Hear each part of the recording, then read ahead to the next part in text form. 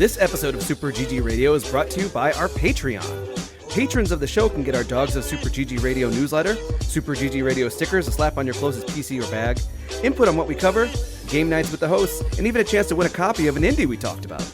Not only that, but 90% of all patron contributions go to the Children's Miracle Network of Hospitals. Visit patreon.com/superggradio to learn more.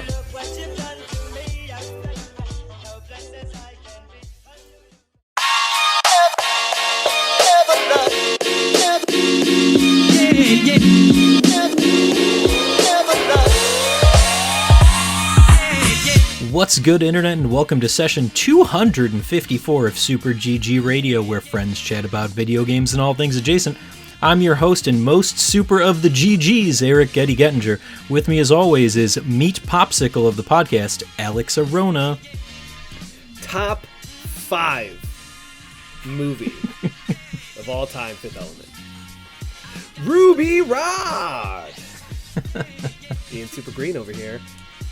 I'm right there with you. Solid 7 out of 10. How it hurts my face. Some of the best things are 7 out of 10. You hurt my face. Not this podcast, that's for sure. Well, next up, nothing beats man forced to go back in time to stop the apocalypse, Joel DeWitte. You know, what's really sad is I had all this time to think about something, and I'm still thinking, like, what's a story about a man going back in time to stop the apocalypse? And it's like Chrono Trigger. Name the movie. You go back in time to stop the Name the movie.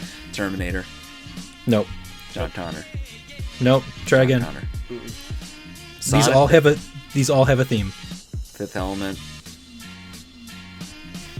Let me read off Alex and then figure out if you can get it. And now let's not forget the amazing, the indestructible, the unbreakable, except for his weakness to water, Alec Parks. Bruce Willis movies. Uh-huh. So what's yours? Yeah, what's yours? Apocalypse Now? Nope. Oh. It's not that was what was it? What was the game? What was the game? Armageddon. Nope. This is too much fun. Sixth Sense. His video game was Apocalypse. Yes, that. I think my store still has a copy of that game somewhere. I like that game. Alec, do you want to guess what it was? Do you know which one Joel's is? Looper? I do not, in fact. Was he Looper? He was, but that's not this movie. Okay. Alex, you wanna? I don't feel give you bad a hint. Since it's not just I'll give you a hint. It's a number and an animal. Come on. A number and an animal. Okay, hold on. This is all right. 9 monkeys. Or there's something monkeys. It's a number. How many 12. monkeys? There you go. 12 monkeys. I knew it was in multiples of 3. Underrated film. Go back and watch it. They even made a TV show based around it. I don't remember the time travel element. Really? He's like going back in time I saw it when it came out. I was a child. You're still a child, but that's neither here or there. Now, 4 Rooms. That was excellent. I don't know if he's credited in that film. I don't think he is. Yeah, I remember. It is uncredited. Yeah, he definitely was. He's just in the background swearing. Mm-hmm. When you just take a minute to think about it, Bruce Willis is in a lot of films.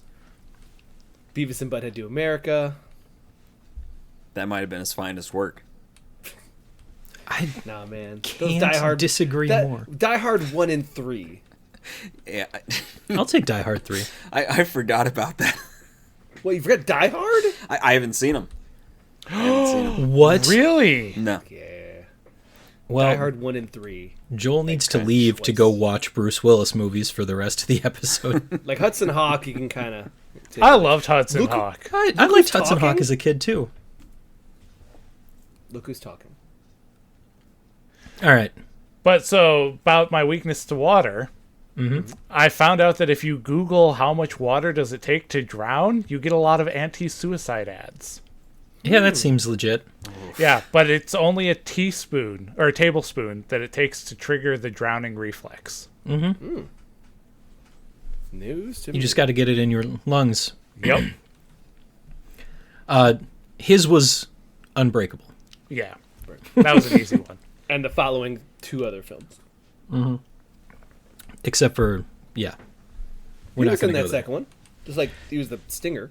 He was, barely in it. And then the third one, nobody watched that. Except for maybe Alex. Yeah. The whole 10 yards. He was in that. Ooh, I like that one. All right. Lucky number 11. We're just having moving into the episode. This week we hop off the elevator in Early Adopters, talk some smack with the news, then we get a 20-minute recap of Vampire Survivors in the backlog. Somebody purchased the DLC that just came out today, so I assume that's what he did all afternoon.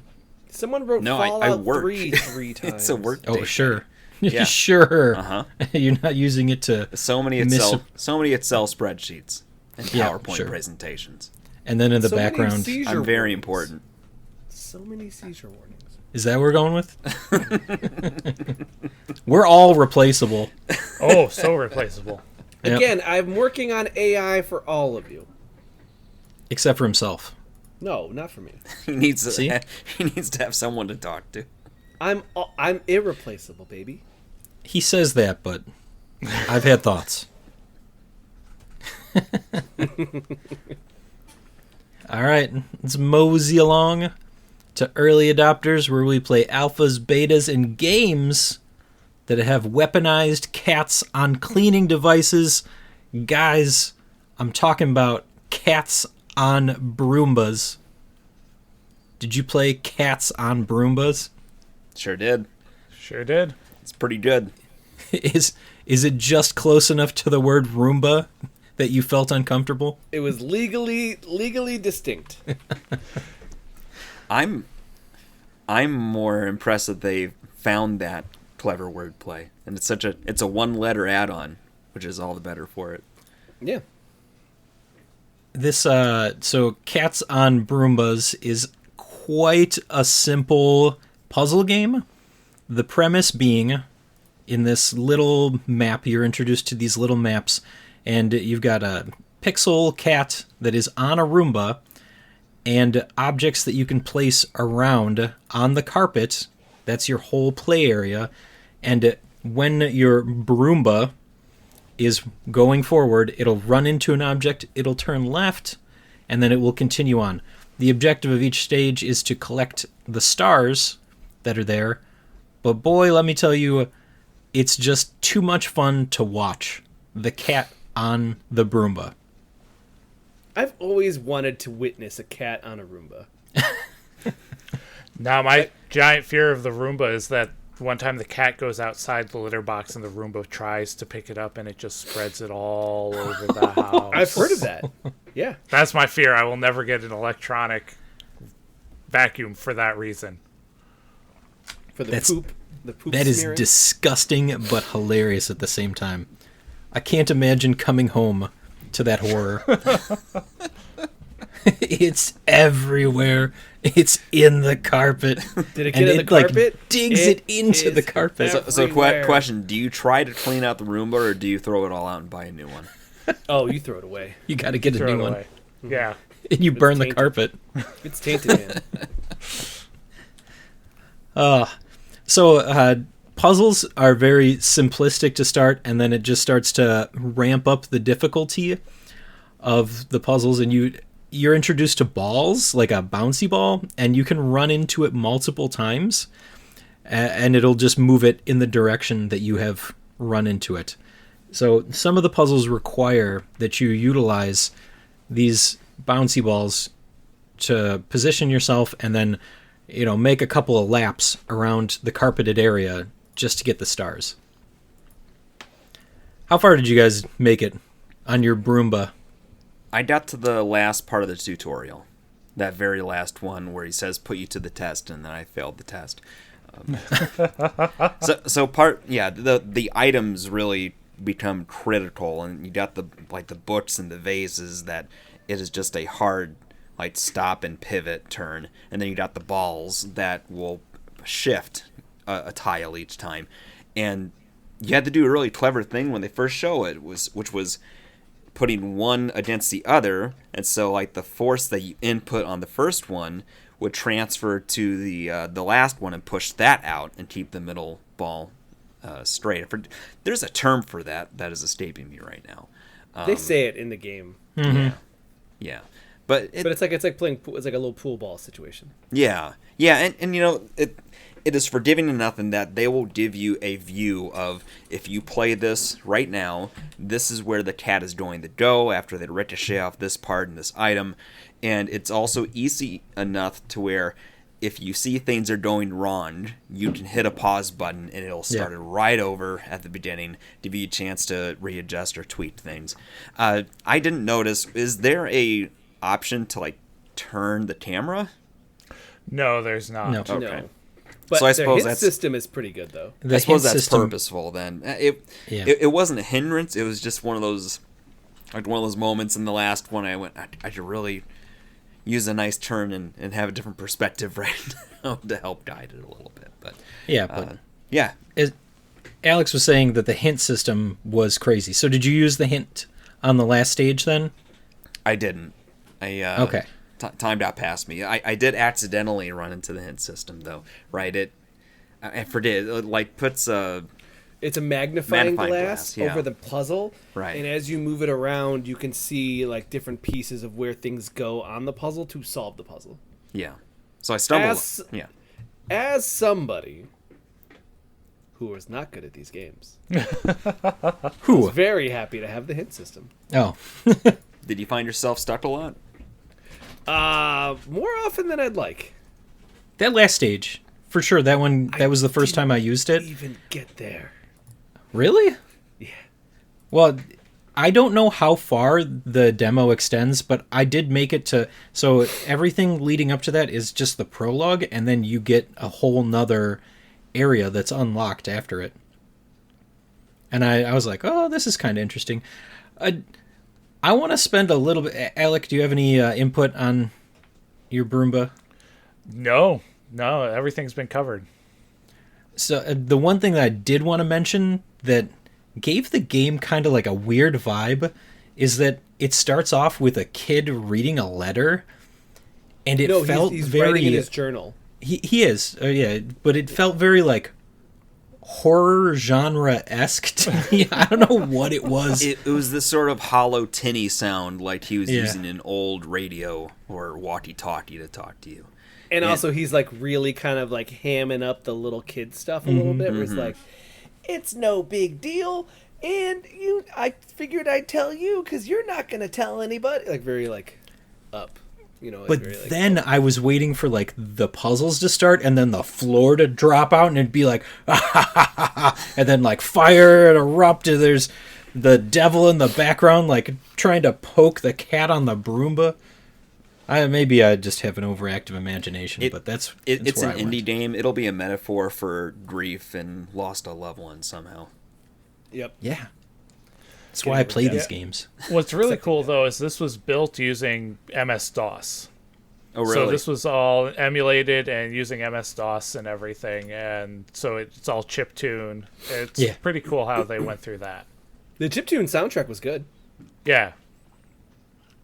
It's pleasant. Definitely. Yeah. Definitely like this one. Getty, you Speaking... wishlisted it? Oh, yeah. Sick. How about you guys? Yep. I got through the intro area and was like, well, I'm going to get it, so why start playing the rest of the levels now? I just know myself. I'm not good at these games. Interesting question. How much do you think that this will go for? It feels like it's a 5, maybe. I was thinking Yeah. $9.99. Yep. Yeah. That's a good sweet spot. Yeah, I could definitely purchase it day one. Right, Eric, Alex? Day one Gettinger. I wish. I could be playing Stellar Blade on day one, but I'm responsible. Very unresponsibly, I threw this other game in for early adopters this week. Hey guys, let's talk about Rec. And I want to know Alex's thoughts on Rec. I was in a meeting from 8 a.m. until 5 p.m. And then? And then I had to rush and get the dog out. I had to make dinner. I had to do a whole thing. I was going. I finally like sat down 15 minutes before this podcast, and I was like, I'm like fried. I don't want to do anything.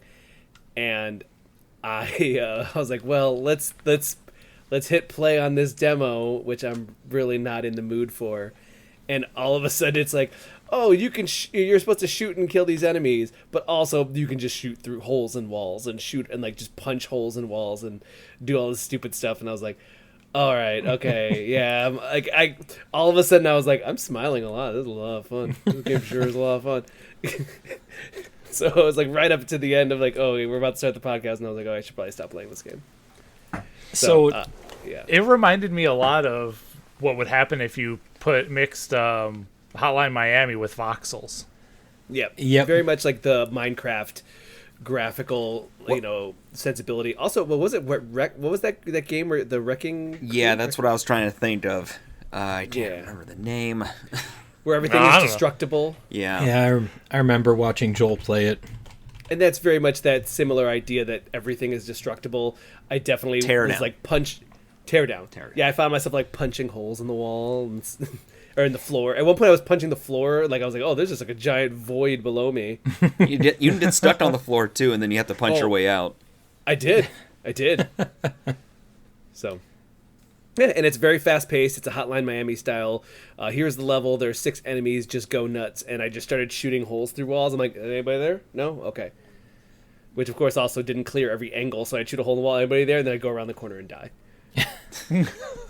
It's a little forgiving. You could get like shot once or twice. Yeah. Before it really gave you a problem. But it was definitely like a lot of fun. I think that like the nature, the start and stop nature, the restart, just hitting R and just moving on. It's really like just fast paced.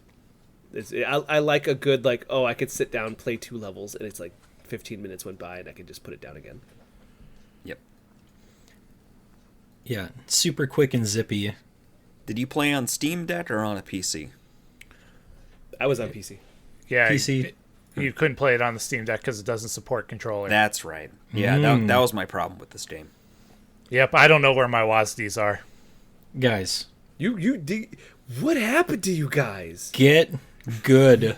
What happened that you forgot you lost your WASDs? We got video games domesticated. That's yep. Oh my Wow. god. I like my controllers. Can I tell you, after Alex has been griefing me so much about the games that I have sitting on his Trello board, I was like, you know what? I'm going to install Witchfire. And then I was like, and I'm going to play it with the mouse and keyboard. Mm-hmm. And I'm having a pretty good time with that. But, man, you got to get back on that mouse and keyboard. Yeah. Sometimes you have to. It's a skill issue. Yeah. I mean, I get it. Some games I will play with controller, like some shooters, but like for the most part, it's like it's got to be WASD. You know, the sick part is when I'm at work, that is my natural hand placement. Oh, yeah. Is left hand on the keyboard, right hand on the mouse. Yeah. And you're just too important to transfer that over to video gaming? No, too lazy. No. I like to sit on the couch. There you go. Well, you could get a wireless keyboard and mouse. Yeah, get one of those lap desks. Ooh, there you go. Wireless keyboard and mouse. No, I'll send you some I have Amazon enough stuff here. Okay, let's send you Not Amazon. enough stuff. I'll send it to Kelly. I'll send it to Kelly, and then she'll get it for you. Oh Again. no! Oh, I typed the wrong. Google misunderstood what I wrote. Let's not find out what Alex wrote. But let's There it is. Okay. let's Here's take the a second and also talk about the opening to Wreck. It felt like completely disjointed. I don't know what it is with the openings of the games this week, but Wreck, it starts out and it's like, oh, in the future, you've got crime, and it's like a really dramatic. And the camera is like circling a voxel globe, and And it really makes you think that it's going to be something, I don't even know what I thought it was going to be. But then you get into it, and I think at one point it even says in the level, it's like, it's the 1980s. And I was like, what, can we go back to the opening? I thought it was the future, but Yeah, I thought it was too. yeah, this Wreck is the silly kind of fun where you can play your way. You can shoot through walls. It's got, this is a real throwback, but Red Faction, if you guys remember Red Faction, that was the first game that I ever played where you could have destructible environment. Yeah. And that's what it made me think of. And, it's got voxels, but it feels really zippy. I would think about getting Wreck. I did not wishlist this one, but it's definitely something that would be enjoyable in quick bursts. I absolutely wishlisted this on just the merit of being able to play for like 5 minutes. Yeah. And it's worth noting, this seems like a pretty early build of this game. Yeah. So it seems like there's a lot of potential in the future, and it may not come out in the near future, but yeah, keep a lookout for it. I will be keeping my eye on it. All right. I guess there's a special game here that only Alex is going to talk about. Hey, Alex, tell me about Psyko, but I want you to spell Psyko Psyko. Yeah, this was suggested by one of our viewers, an early access game for VR. And this was we did a beta breakdown on our YouTube channel. Two tries. That's not bad. No, not bad. There's been a couple beta breakdowns that took like 4 tries, and there's some that were recorded and we just like deleted. Like, this is not working.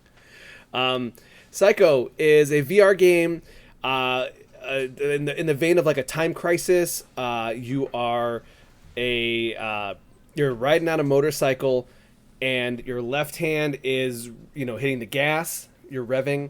Your left hand is the gas, and the right hand is a gun.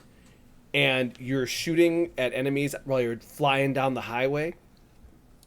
You can look all around you in 360, but the way you tilt your head is how you turn. So you could turn, so you just kind of have to lean a little bit into it. If you slam into walls or slam into cars, it doesn't hurt you. You have to get shot. And Okay. It's in very time crisisy, like PlayStation 2, PlayStation 1 graphics, and you're shooting enemies around you. Also, people will just open their doors, and you can slam into the doors, or enemies can slam into the doors. You can shoot the doors open. People will pop out of cars and start trying to shoot you. Giant trucks with the enemies that you can explode, and they fly past you in slow-mo. There's a lot going on here. A lot of laser traps that you got to shoot. And then there's definitely a boss in there that's a helicopter with, light up pieces that you have to shoot, and that makes him you shoot the weak spot, and then in multiple phases, and then the helicopter explodes. It's just a fun throwback, and it's a way that for me, I was like, oh man, okay, VR still has some good ideas. I think that you could still take a lot of things that we play in normal times, even in the past, right? Take the past ideas, right? Why has Time Crisis not made it to VR? House of the Dead. House of the Dead, right? Yeah. Joel, you sat in with me on this one. What did you think? I thought the aesthetic was pretty cool. It is sort of that vaporwave 80s style across all of it. Some sort of cyberpunky aspects to thumping sounding soundtrack, which had a nice tempo to the action taking place, so it didn't feel slow by any means. There's just lots of opportunity for humor. So there are points where Alex was driving around different cars, and then just the door would open and a guy would fall out because he would get hit by the vehicle. And you could shoot at a truck, and it would do the cool movies slow down as it flips upside down, and then there are 2 people sitting in the truck that you can aim and shoot at too. So even the build it's at right now, there is a lot of action and good stuff to it. It seems like it's also a good canvas that the developer can build on pretty good. Yeah, and I think that this we have spoke to the developer. He's still got some stuff in the pipeline. This is still a project that's definitely still being worked on. But right now, what's there is super fun. It's forgiving enough that it's just okay, I'm just going through these levels and having a good time. It makes for like a lot of emergent gameplay when you're seeing these kind of events happen. Where like you just see people just slam into each other, motorcycles are flying through the air because like half the time I don't know what's like, I'm like, because it's full 360, I'm being attacked from behind but I can't really see, and I'm shooting over on the left, and then all of a sudden another guy runs into a car and his motorcycle goes flying to my right, and I'm like, what just happened over there? And so it does get pretty chaotic, and that's what I think makes for that. By the end of the day, I'm like, oh, I have a whole bunch of fun stories about this crazy thing that happened. And the story and voice acting, I can't repeat the things that they said in that game. But when the boss comes out, there's a little introduction from your guy in the radio, and I'm like, oh, I can't say a lot of the things he just said. So, but it's very funny and very stupid and very over the top. Borderline offensive, I can't tell. Okay. So, highly recommend Psyko? Yeah, I would highly recommend Psyko. It is on Steam. It is free right now while he's still working on the project. But people can go and try it and play it in VR. Works on the MetaQuest 2, which is what I have. So you didn't upgrade to the Apple thing? The thousands of dollars? Yeah, sure. Yeah, I thought you were going to hand in your Meta so that you could get an Apple. I'm trying to sell the Meta 2 for the Meta 3, baby. Like trade up? Yeah, try to trade up. How's that working out? Not great. Okay. Turns out a lot of people that play VR don't you timed the market wrong. Yeah. I should have sold before the 3 came out? Is that what you're saying? Yes. Yeah. Oh, okay. Then you could have really gotten in at the ground floor. Oh, well. All right. So, quick. Somebody drop that sick techno beat so we can get back to the elevator and take a break.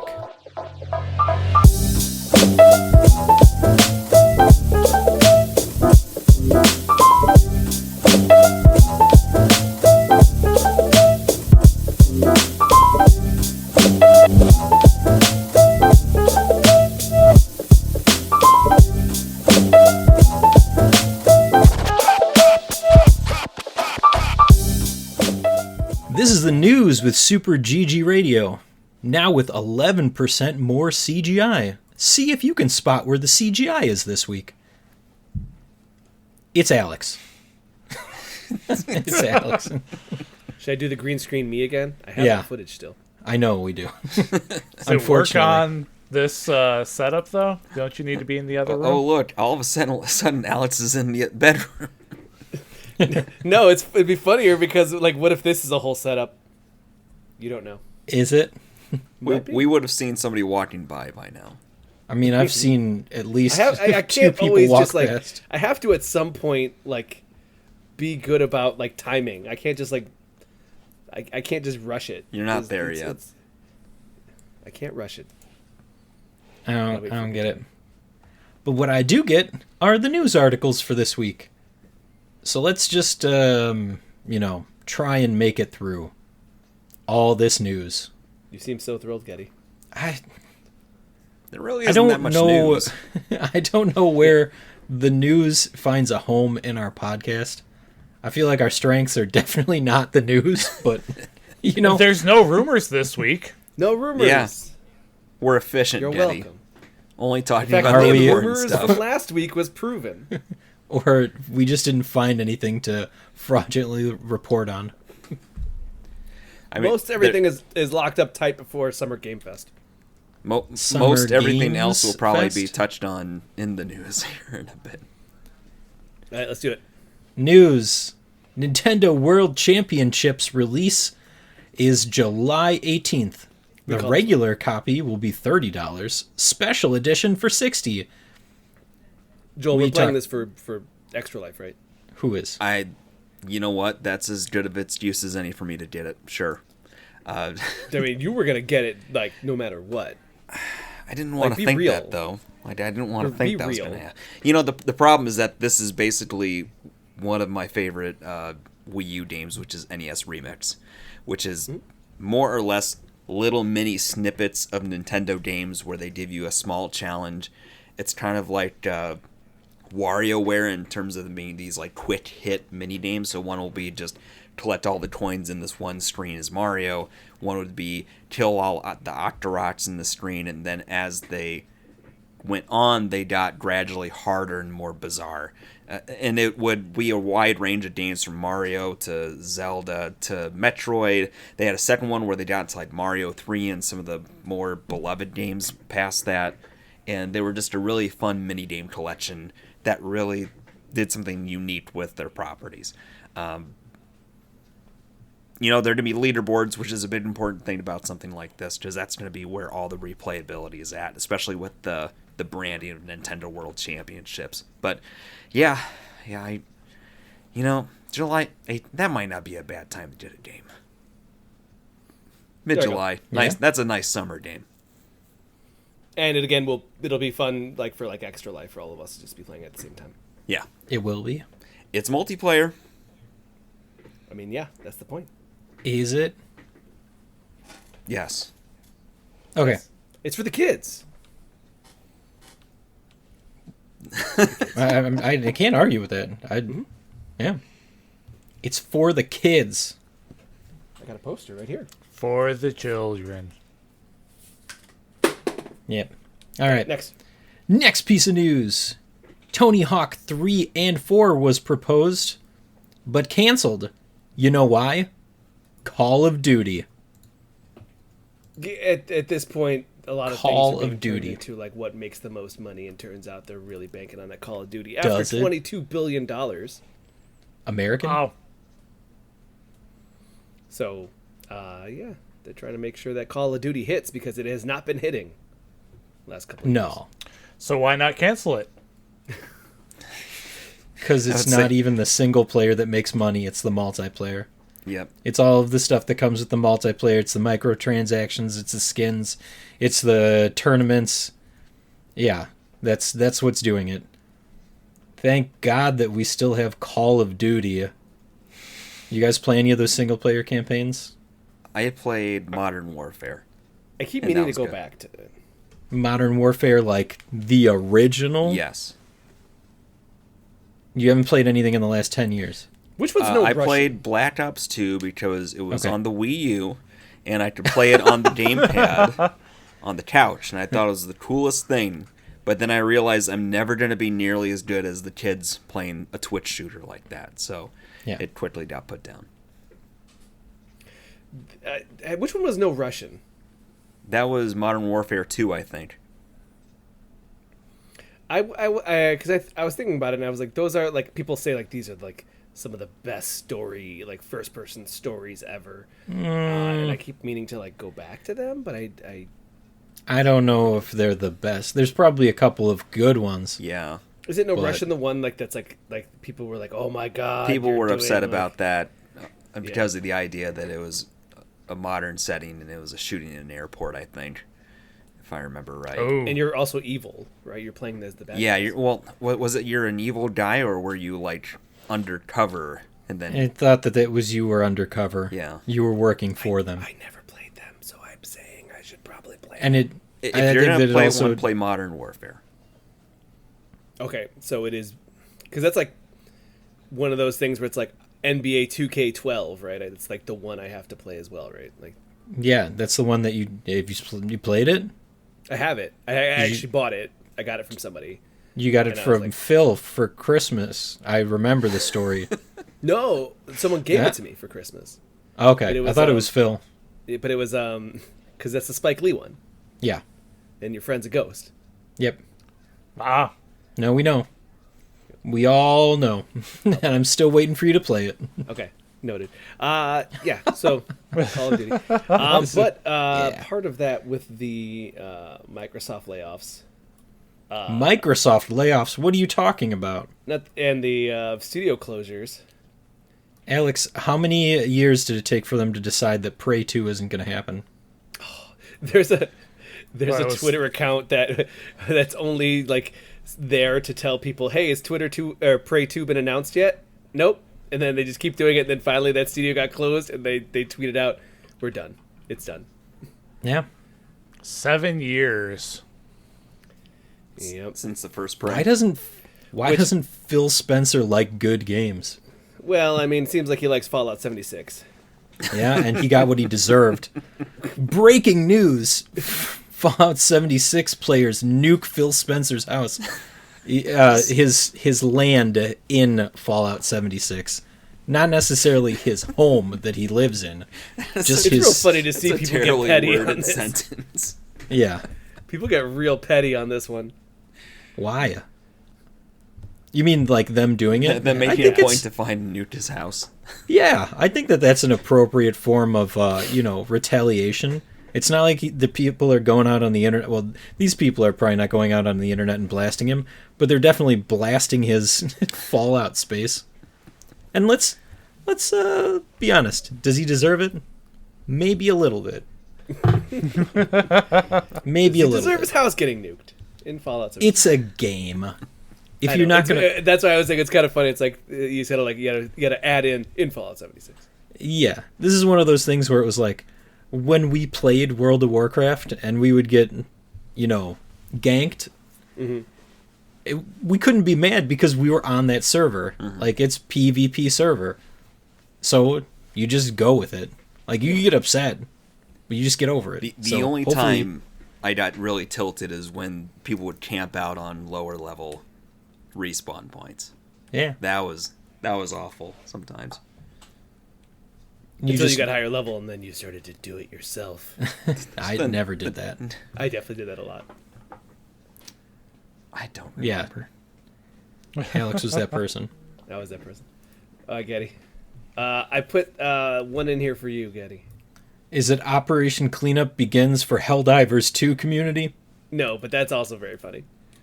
What's Operation Cleanup? So, because the Helldivers community was mad that you needed the PSN account for anybody on PC, or else you couldn't play the game.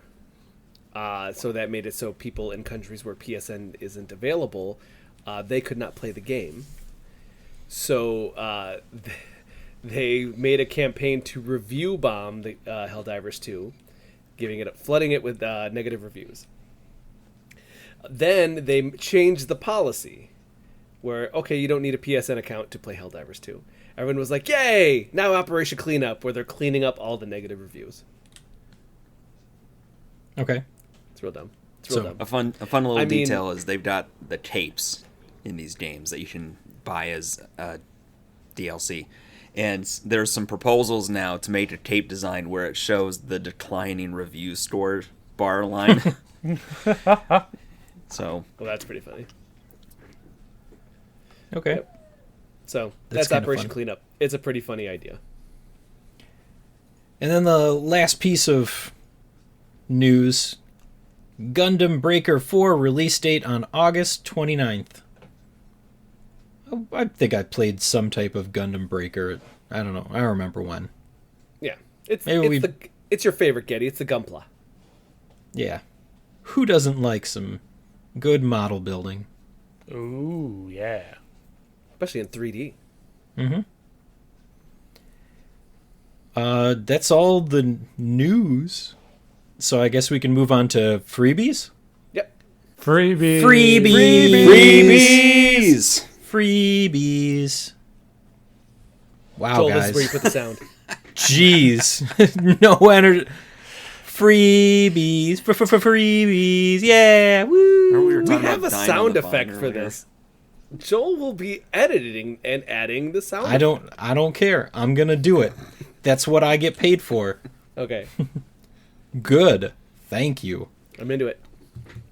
You're welcome.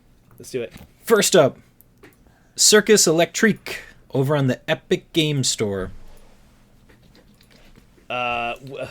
It's a game, that's for sure. Yeah, and I'm like, okay, cool. I'm open this up, and what is this game? I think it is a circus management and also turn-based RPG. That sounds about right. The combat looks like Darkest Dungeon. There is cards involved. You're managing a circus. Oh man, I clicked through this video so long that the whole thing glitched and I can't see anything anymore. Okay. All right, we'll go with that's what you're doing. You're managing There's a circus. cards for synergies. And you're battling. leveling up, and circus management, and also combat that looks like Darkest Dungeon. It's actually very cool looking, just because your characters and your party are all based off of like circus, like people like sword swallowers and strongmen and lion tamers and stuff like that. So it's got a pretty cool aesthetic. I'm into it. Adding to cart. Bam. Next up, Firestone on the Epic Game Store.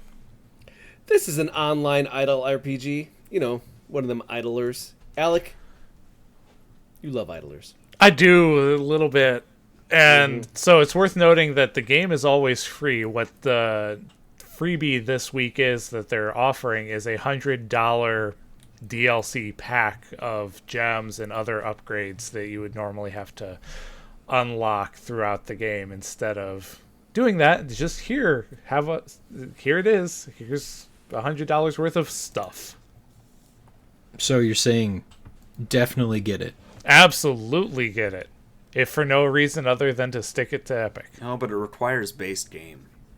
The base game is always free. Well, Okay. Joel, where's your comeback? I mean, hard drive space. No real. I value Hard my drive time. space I for value an my time idler? more than- Your For time an is meaningless. idler? How much hard drive space do you think it takes up? Well, how big is the average demo of ours? What, like 20 gigs? Lately, they have Yeah. been. Yeah. No, my excuse is I probably just won't have time to play it. It looks pretty neat though. Looks very Well, it's an idler. It plays itself. you know, it looks like it, Number goes up, Joel. yeah, it Number goes looks The like some of the numbers go up. iOS games Kelly plays. So Good. Get it for her then. fine. Especially with that free $100 pack. All right. Number go up. View Number in go up. library. Because I mean, I'm just burning time here. Next game, Sheepy, a short adventure over on Steam. This is one of them limbo likes where you're going left to right and having environmental storytelling as a sheep, and it's a platformer, an abandoned plushie brought to life, and it looks to be the developer's first ever game. So it looks Okay. pretty cool. It's a little pixel art platformer, just kind of like a Limbo. Yep. Joel, just for context, 209 megabytes. 200. Can you spare 209 megabytes? in the 90s, that's a lot. Yep, and that's why we're in the 2020s. Next game, Garten of Banban 1 on Steam. Yep. Oh, yep. Okay. Alex is on top of Banban. things. This is actually a first person, what they call now mascot horror. Mascot horror is when you have the horror, like enemies are the mascots of the game. You know, if you've It's Five seen Nights at Poppy Freddy's. Playtime, Five Nights at Freddy's is what started the mascot horror series. Garten of Banban is another one of those where it's a kindergarten where the people who are running the kindergarten are giant monstrous creatures that look like Play-Doh, and you're there to discover what happened to your child. This, I will let you know right now that this is like the story. It's not a complete entire game. It's I think they're on chapter 4 or 5 right now of Garten of Banban, but this is part 1 of the full series. Each game is probably like an hour or two. Oh wait, hold on. Garten of Banban 6 came out in 2023 in December, so there's probably 7 coming out still. So the series is still Okay. ongoing. It's still a long-term story. But this is the first game. So if you want to check out and see if you would like to get into the mascot horror of Garten of Banban, there you go. First one's free. First hit's free. Garten. Okay. Killer Instinct over on Steam. The classic 2D fighter was remade in 2017 and has since gone free to play. It's beautifully done graphically at Xbox Game Studios, developed by Iron Galaxy Studios. Ooh. And last one, Rental over on Steam. This one is one of those PS1 horrors where you're just like a little character and you're going through what seems like a Silent Hill style story and level. This is you rent a cottage and turns out it isn't all it's cracked up to be. All right. So we're going to take a break to AI me, and then I don't have to be around anymore. So maybe you'll see me, maybe you won't.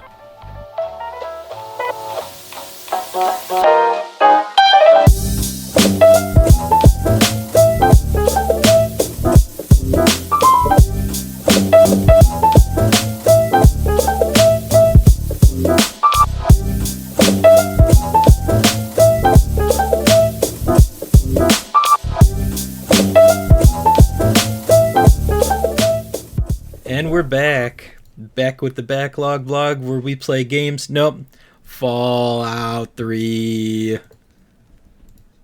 I wrote Fallout 3 Is this a the bunch first- in the backlog. Is this the first time you played Fallout 3? No. Nope. Okay. He is platinum. Is that a real question? He platinum 3, 4. Did you platinum New Vegas? You sick son of a... No, I played New Vegas twice. And yeah, I platinumed 4. That's a thing that happened. It's a real thing that happened. Did it Anyway. require multiple playthroughs to Platinum 4? No. Okay. Oh wait, no, hold on. Yes, it did. I was Here's like, the question, wait. how many hours? on that? Yeah. Oh, well, once you figure it out, like these games, Fallout games, if you just go straight for the story, you can burn through it fairly quickly. For example, I am playing Fallout 3 because I was like, oh, it's the TV show is kind of hype right now, and it was dirt cheap once again on Steam. So I was like, all right, I think it was $2, maybe it was a little bit more than that, but for all of the content. And I was like, I don't know that I ever played any of this DLC back in the day when it came out. So the main story goes that your dad runs away from the vault that you're in, and you're gonna go find him. And you can like skip over parts.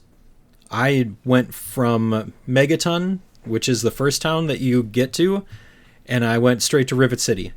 And I skipped the whole having to go to the Galaxy Radio, meet 3 dogs.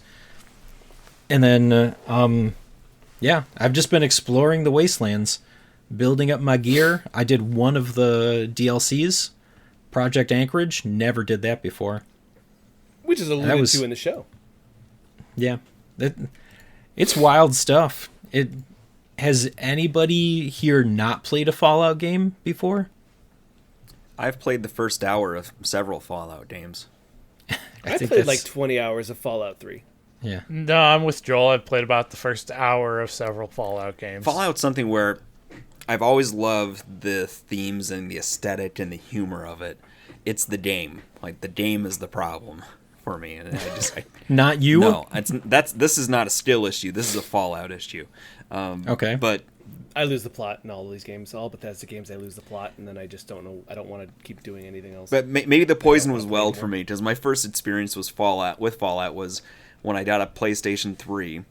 I got that game and Metal Gear Solid 4. Oh, well, And then you were just playing Metal Gear Solid. Yeah, it had no chance. It had no chance. Yeah. So. But the charm that comes from Fallout is that you play your way. You can do what you want. Obviously, there's a main storyline that you're going to follow, but you don't have to, again, follow it that closely, or you can just explore. And the cool thing is that it is the ruins, the wasteland of Washington, D.C. So you can go to the different memorials, you can go into landmarks, you can just explore and see what is available. And they tend to do that with all of the games, you are in a setting, you know, and getting to experience what that land is like after nuclear fallout. So obviously, I think that if I am to get into it, I think I have to do the whole I have to role play it, and then like just kind of dig into it that way, because I found that some of the longer stretches of like going from point A all the way to point B dragged so much for me, and I sometimes just kind of you got to zigzag, Alex. You got to zigzag. Yeah, but even that, I just like so from Three Dog to Rivet City is just this giant like amount. I think it was like 5 to 6 hours for me. Doing what?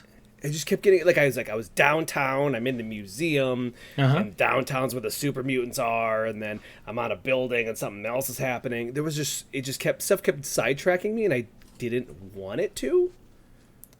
Well, sometimes you just got to fast travel out of there.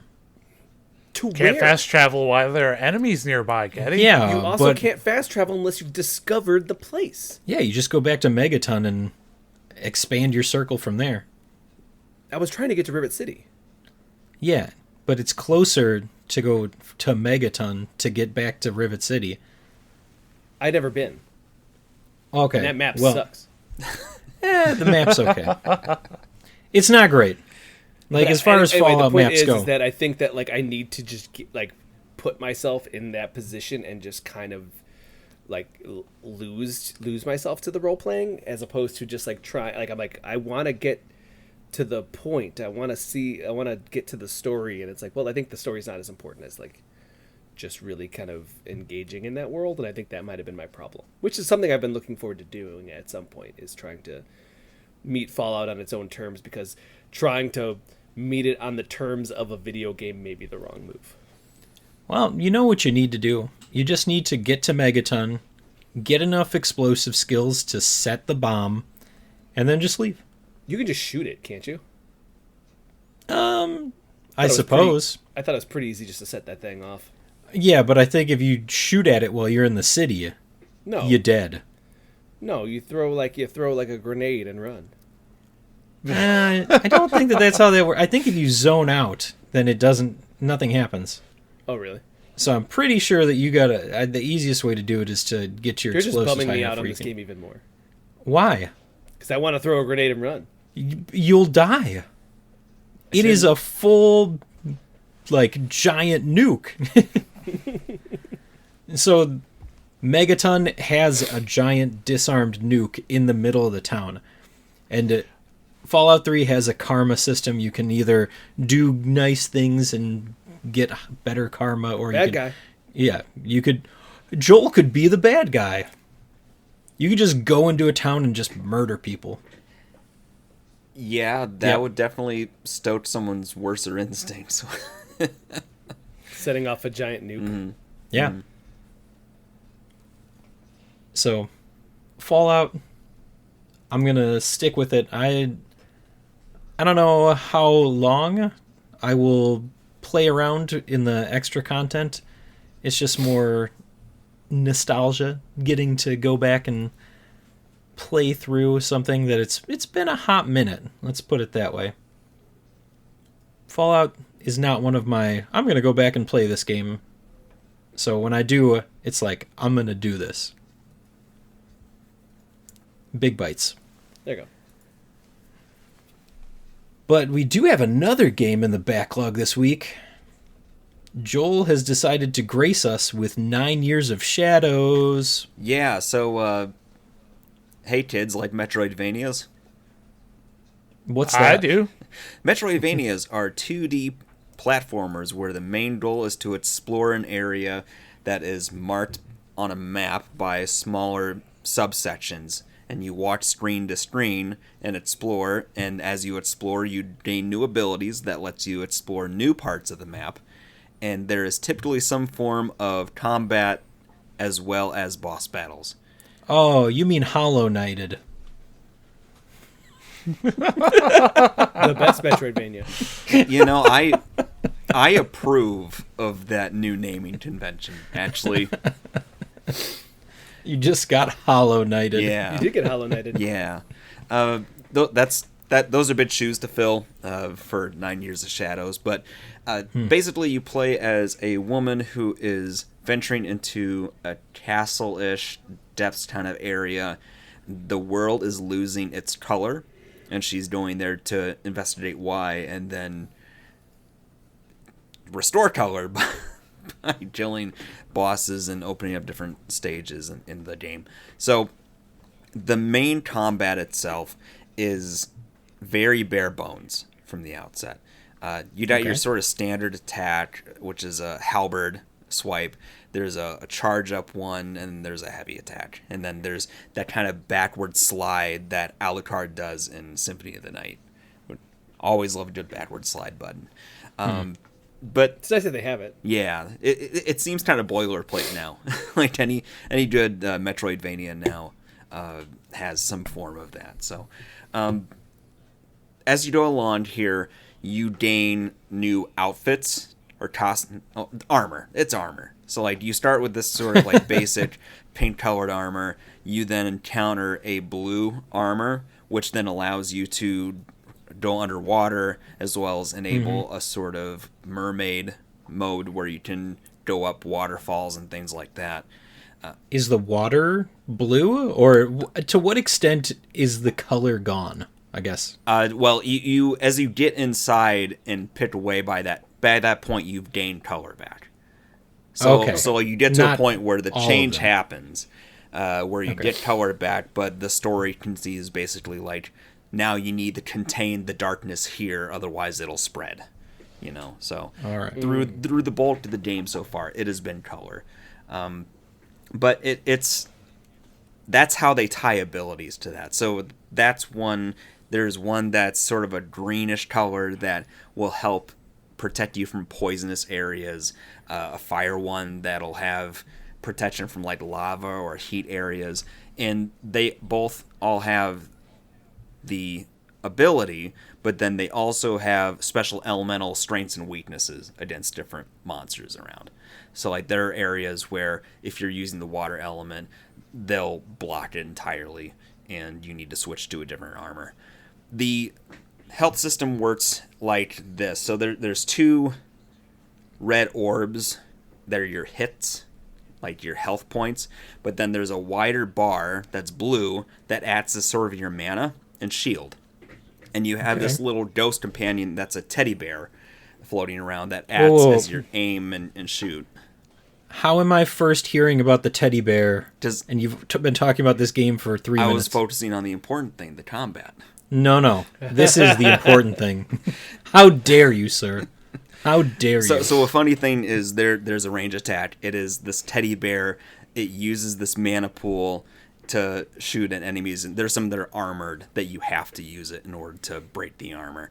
As the meter goes down, and if you run out of meter, a little mini meter will show up with a dial. And if you hit the trigger button at the right point, it'll just refill the meter automatically for you. If you don't hit that... It's pronounced millimeter.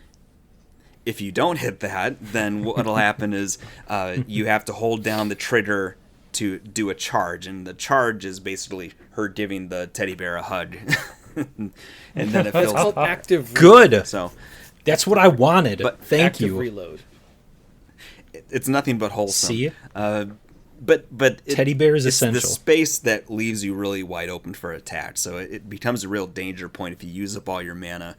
You know, that acts as part of your shield. So if you run out of that mana, whether you're being offensive or defensive, suddenly you just have 2 hits before you die. So like it is this interesting dynamic of like just trying to gauge when you use your attack power versus just trying to be protective. And that's what kind of makes the combat a little more dynamic than anything else I've found, just because the basic weaponry of what you use is pretty like standard kit. Well, the active reload.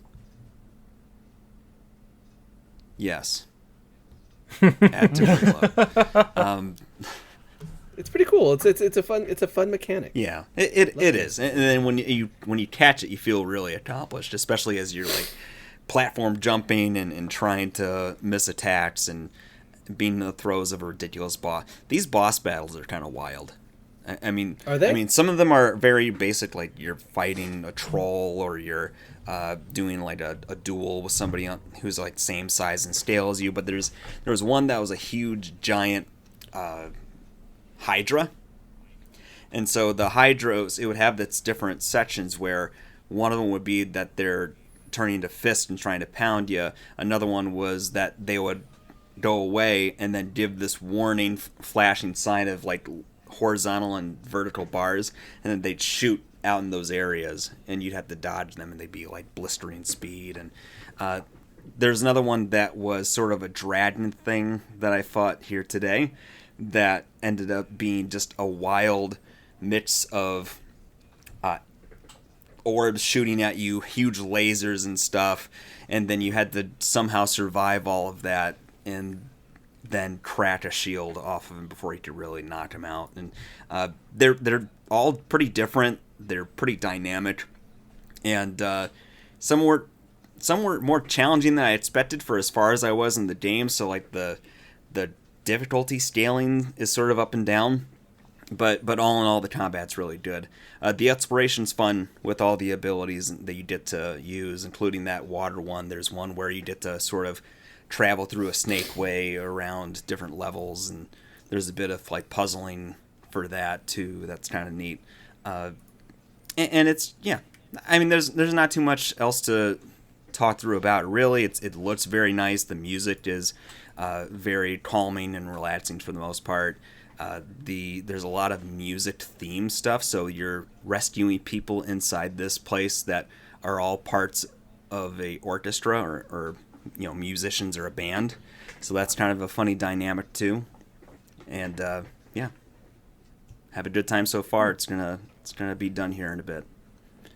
And apologies to the developer that had been kind enough to give us a review key, and I hadn't gotten to it till now. So we'll be back on it. It happens. Yeah. But we're here. We're talking about it. You know what else we're talking about, Gaddy?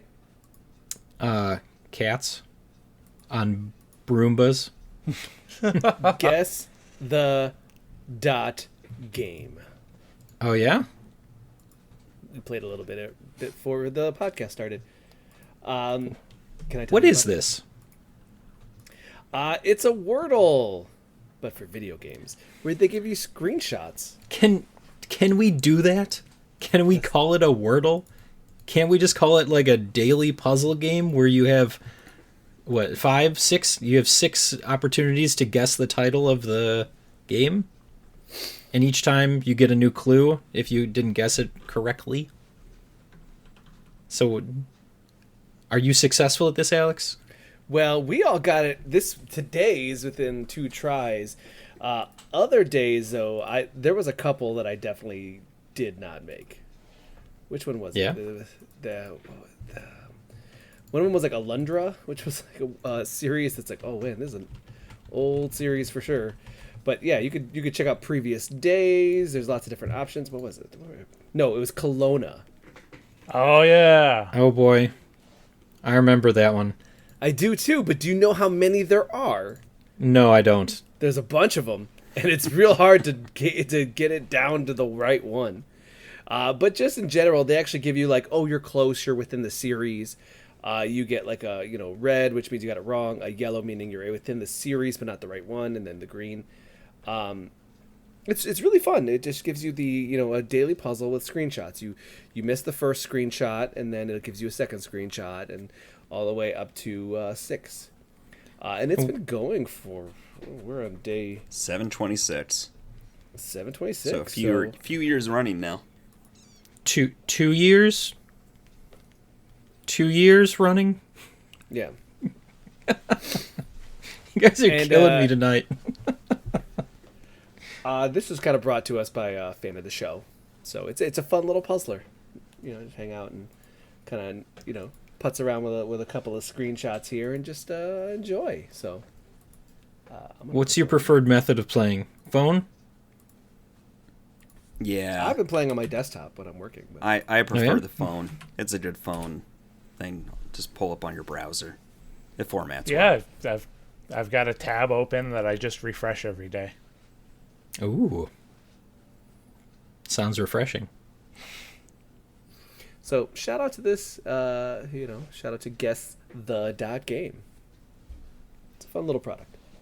Go play it right now. Yeah. Alex will give you the answers. Mm-hmm. Day one Guiding was two. easy, Getty. You should go back and do that one. Which one? Day 1? Day one. Ooh. It's a long time ago. Going Yep. back to day one. Almost like 2 years ago. What if I went through and played them all?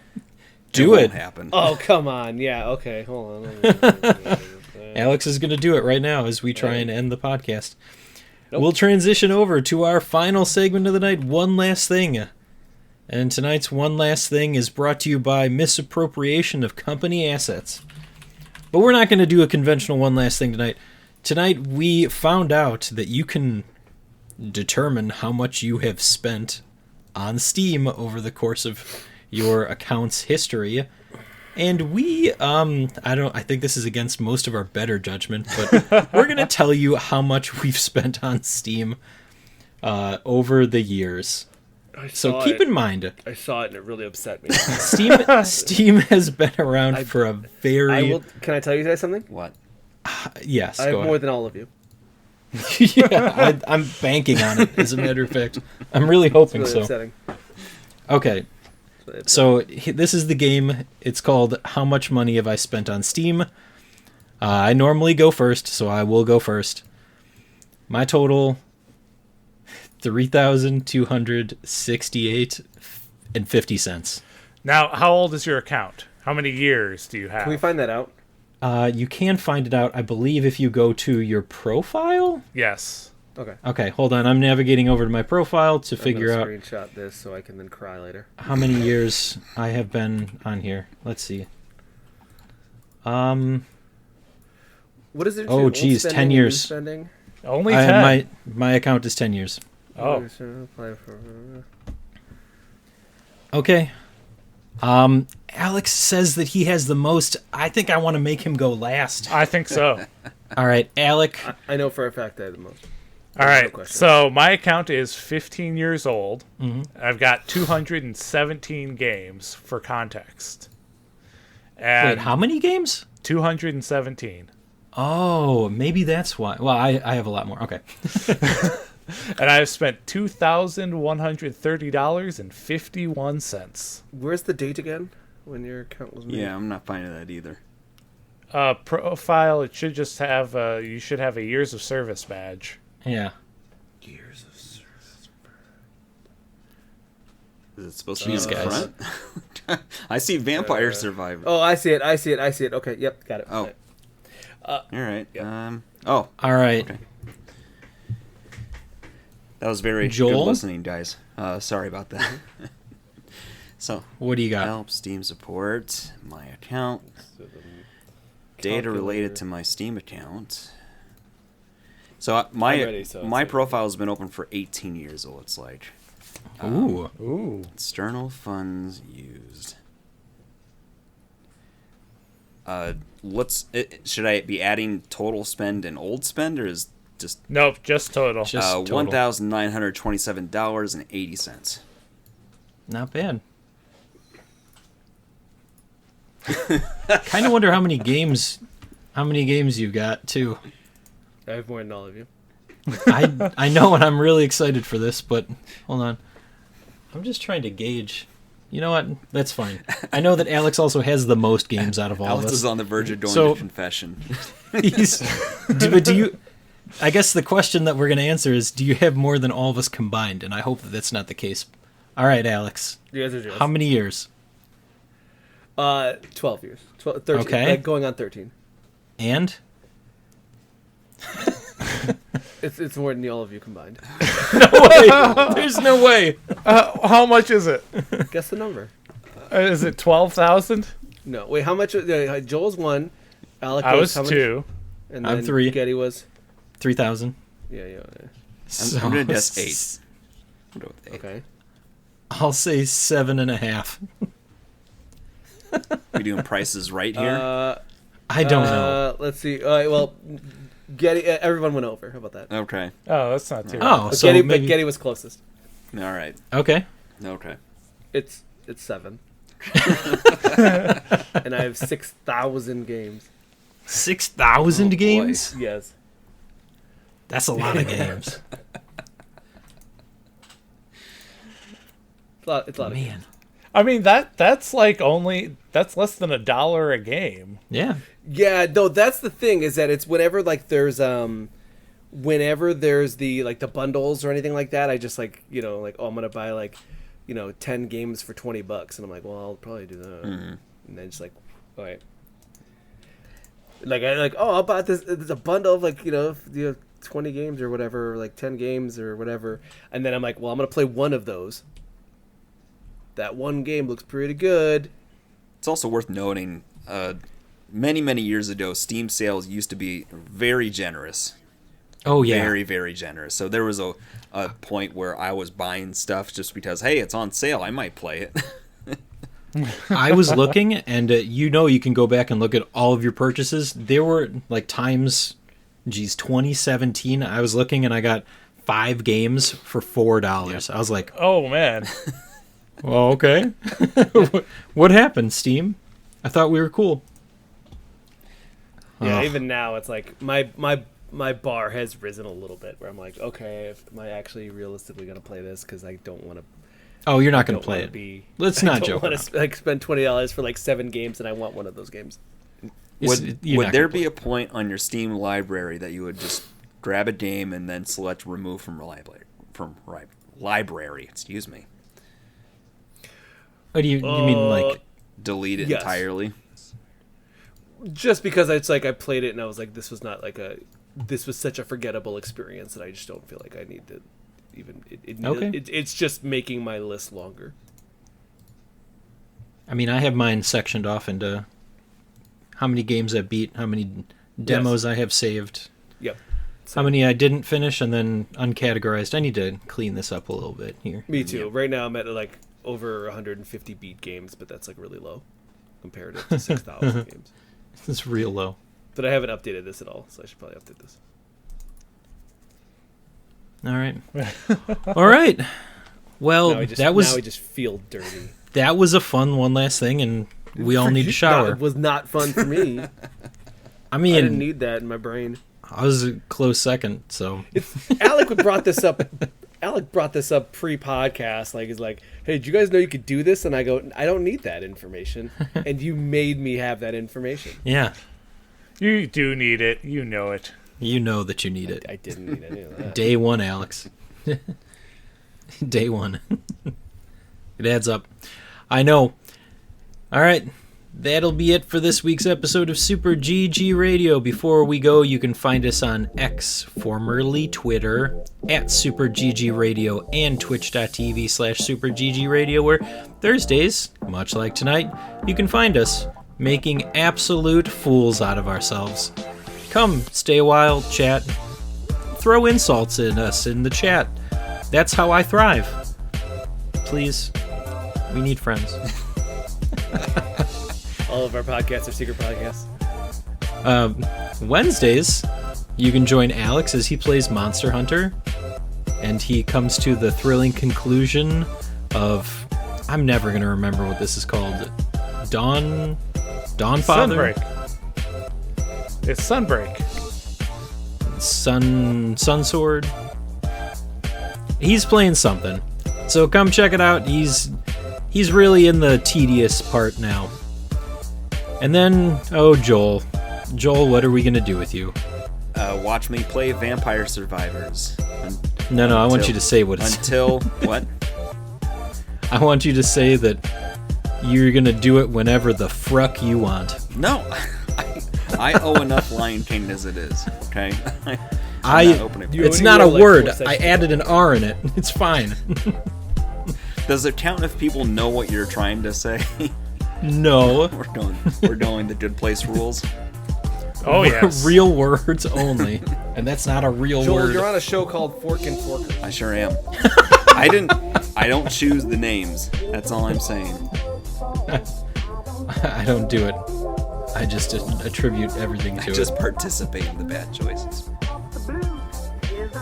Oh boy. So yeah, Joel will be doing Vampire Survivors whenever he wants.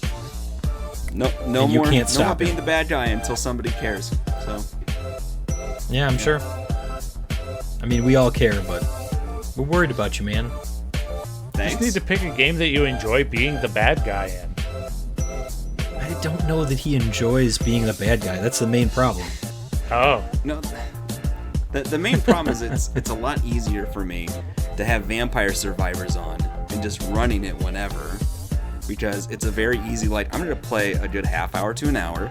I'll put it on break, have that nice content warning thing up for a while, so we've got no liability issues, and then I can feel less guilty about playing it. So Seems like a cop-out, but alright. We'll save that for another night. Okay, if you'd like to reach us with questions or input, our email address is mail@superggradio.com, and provide us a review on iTunes or the podcast app of your choice. Thanks for listening, and good game, Alex. GG Getty. Good game, Joel. Good game. Good game, Alec. GG. I got nothing this week. You get nothing from me.